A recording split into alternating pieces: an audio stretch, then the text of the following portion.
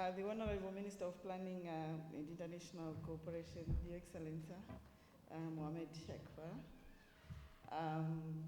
Allow me to say all protocols observed in here and also online.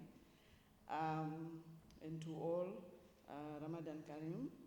It is my pleasure to represent FAO today on this important occasion on Somalia policy engagement and peer exchange in dialogue on strengthening the timely monitoring of environmental SDGs.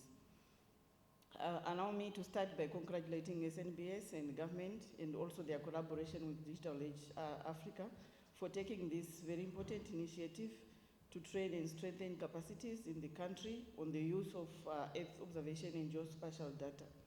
Indeed, issues of capacity development and for interpretation of Earth observation, remote sensing, and GIS are critical for the country in building the evidence base required for policy and planning. We recognize that it is now more than 7 years since the adoption of the 17 Sustainable Development Goals. If we take a stock of what has happened, there have been several efforts made by member countries in terms of contributing towards achieving these sustainable development goals. But this progress has been hindered over time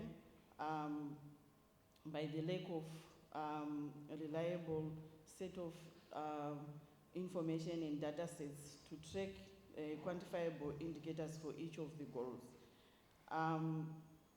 It is indeed a privilege that use of geospatial information will play a significant role in measuring some of these targets, hence its relevance in implementation of SDGs and monitoring of their progress.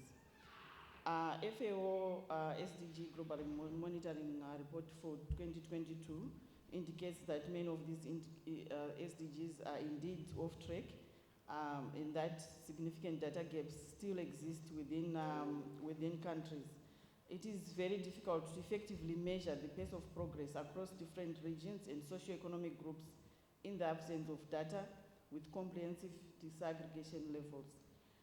Greater investments are still needed to improve data collection and to strengthen data capacities to trigger area responses to crisis, especially in Somalia, and also to anticipate future needs and design agent actions needed to realize some of these goals.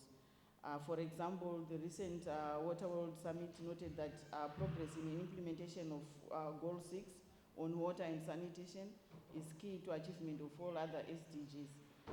From big Earth data to the disaggregation of the SDG indicator 6.4.2 relating to levels of water stress, FAO will be involved in supporting countries to address the interlinkages between good water management and progress towards many of the other SDG indicators.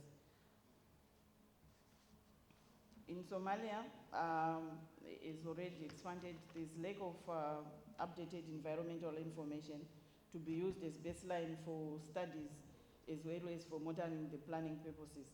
However, Earth observation data is freely available and consistent in time and could allow for continuous planning, monitoring and evaluation of SDGs. Hence, a big effort in creating Somalia updated baseline data sets is needed, as well as the capacities to use the tools tapping into catalogs of satellite imagery and geospatial data sets.